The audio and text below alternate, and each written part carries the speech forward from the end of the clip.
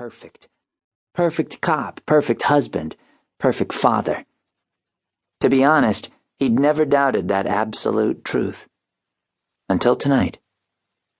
Gabe squatted down and squinted through the night, out of his father's line of sight. The scent of gasoline burned Gabe's nose. The exhaust hit his lungs and he fought back a cough. Had to be quiet. His dad was antsy, nervous. He fidgeted like Gabe had never seen, and Gabe had definitely never witnessed that particular expression on his father's face. What was his dad hiding? Had he gone over to the dark side? Gabe had heard his dad whisper over the phone about good cops going bad enough to know what happened.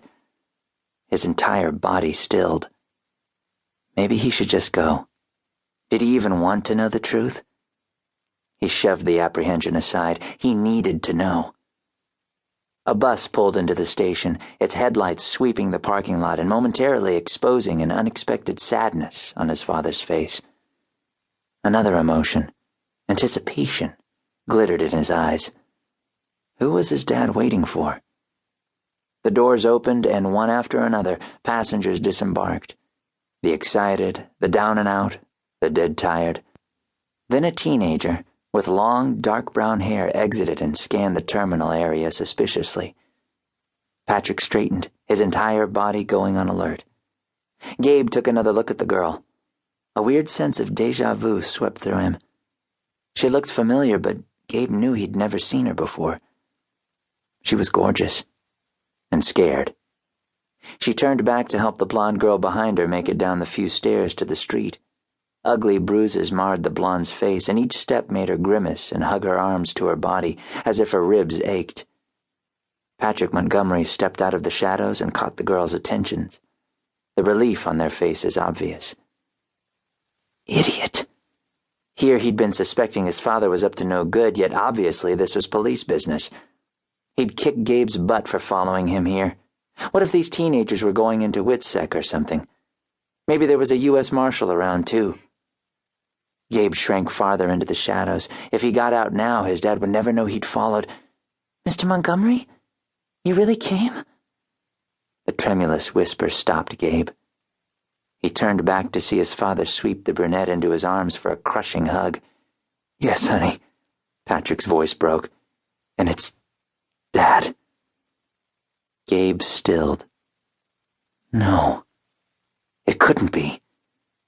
Her hair, her eyes, his father's eyes. And he knew.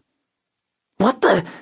Gabe exploded out of the darkness and yanked his father away from the girl. The guilt and shock on his father's face ramped up Gabe's fury. Dad?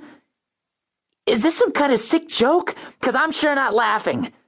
Gabe, Patrick stopped and cursed. Yes, Whitney is my... Gabe punched his father hard, knuckles cracking against his father's chin. He pummeled his father's chest, Gabe's vision blurred, not with tears, but with fury. The man did nothing to defend himself. You bastard! How could you have cheated on Mom, on all of us? His so-called sister grabbed Gabe's arm with both hands and yanked him back. Look, I'm sorry I screwed up your perfect life, but this is a crisis. We have to get my friend to safety. Someone's trying to... Bullets strafed the side of the bus, decimating anyone in the way.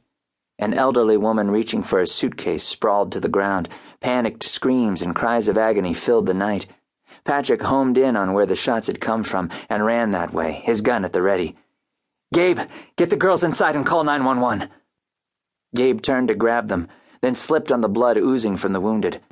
Before him lay the blood-spattered, bullet-ridden body of the blonde teenager. His sister futilely pressed her hands against the pulsing wound in the girl's chest. Don't die, Shannon. Oh, God, please. Gabe bolted to them, tipping over a large metal trash can to act as a temporary shield. He pulled off his shirt and stuffed it against the chest wound. The girl moaned, Need my book. The game.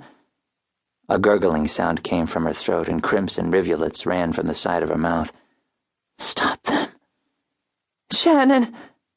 His sister's tearful cry twisted everything inside him. This was his fault. He'd kept them outside so some lunatic could take them out. Get inside. I'll carry her. Gabe picked Shannon up gently, even though he knew it no longer mattered.